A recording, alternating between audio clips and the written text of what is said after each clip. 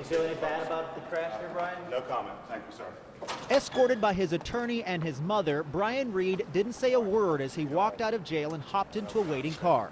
Less than 8 hours earlier, Reed was taking a field sobriety test at the scene of the crash as police spent most of their morning scouring Reed's red Ford pickup truck for clues. He was arrested after police say he blew a .12 on the breathalyzer. Anything more than a .08 is considered impaired. We talked with Reed's roommate about the incident. As far as I know of is that he went out last night with a bunch of friends. According to court records, midnight marked Brian Reed's 21st birthday, and his roommate said Reed spent most of the first hours of his 21st birthday with his friends. As far as I know, he did not come home last night. He was not here when I went to work this morning at 7:30 in the morning. The victim of the collision lived just a couple blocks away. She's been identified as 60-year-old Nancy Lady. A neighbor described her and her husband as active outdoors people. They're a very close couple. They like to mountain bike a lot, and just a very, very, very nice couple.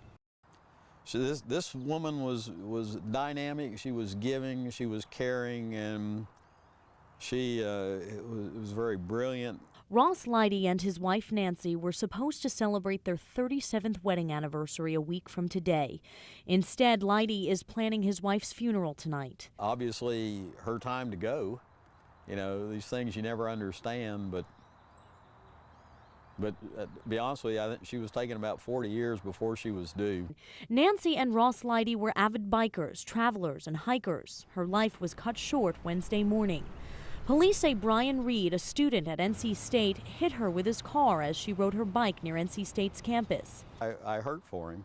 I really do. Reed turned 21 at midnight the night before the accident. His roommate said he'd been out all night celebrating. According to police, Reed failed a field sobriety test at the scene of the crash, which happened at around 11 Wednesday morning. He's probably suffering as much as I am. I mean, his life is really screwed up now. You know? Both Nancy and Ross Leidy loved working with students at NC State. Nancy taught taxonomy for free. Her husband is a retired professor. Leidy says he isn't angry with the young student for making a bad decision. Instead, he has compassion, and his wife would feel the same. I mean, my partner's been taken away from me, but he's got, you know, and that's something I'll live with for the rest of my life, but he's got, you know, kind of her death on his mind for the rest of his life. The little girl, she was crying and saying, my daddy, my daddy. It was an horrific accident. The death of Ruben Medina and his 10-year-old son Jefferson continues to cut deeply into his remaining family. You know, for me, it's bad because my brother is like my second daddy, you know. And he's, for me, for them, he take care of me, and he need me something common with him. And I can't believe what my brother did, you know, and my nephew. Now police are preparing to charge the driver of the vehicle they say caused the accident.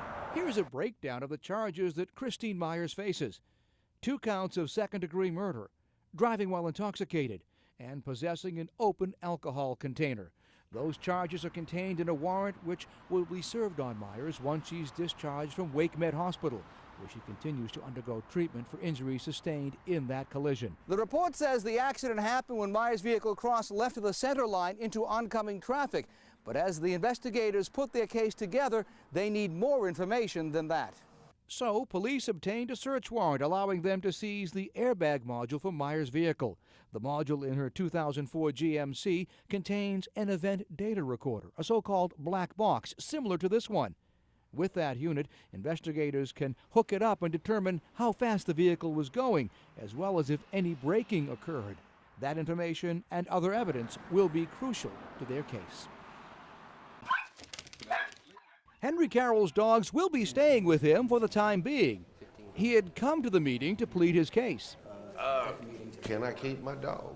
But Cumberland County officials decided to defer action after the county attorney said that he would need more time to clarify issues between several county agencies. With that, Carroll was told no dogs will be removed from his premises. Duh, I didn't expect it. Duh. The ordinance limiting dog ownership to 3 animals has been on the Cumberland County books since 1972, but the shelter operator, who was one of a number of people who came to support Carroll tonight, says that law is no good. It's a badly written law, and based on these issues, they've been found unconstitutional in many other states. And we hope that Cumberland County will realize that this is a badly written nuisance law and it needs to be repealed immediately. The controversy started when Carol's son Adam asked his dad to watch his 2 dogs while he was deployed in Iraq. Henry Carroll's landlord says that he had no problem with that. He asked me if he could do it when he found out his son was going overseas. And at the time, I didn't see where there was any violation. I didn't understand completely the county ordinance against that. I didn't think that possession was a violation. I thought ownership would be a violation. So, for the time being, Carroll goes about caring for the dogs and waits for his next public hearing. I'm relieved, kinda. That's the word. I reckon it's the burden ain't lifted yet, but I got a little bit more time to prepare, right?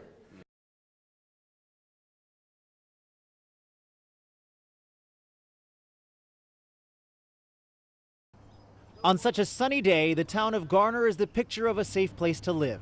Martha Yarbrough says she moved here 2 years ago and did her homework when she bought her house. Found out they said it was a beautiful neighborhood. You know, everything was nice and quiet. And over at the Garner Police Department, officers are hoping a new online application will help residents with information to keep their neighborhood safe. You have just as much access to the crime data as we do. If you see something, let us know. Garner PD has loaded all of their crime data onto Google Maps that allows regular citizens to see where crimes are happening in their town. If they see something occurring in their neighborhood, they can call us and say, hey, what is this crime about? What is this crime about? That way they're informed.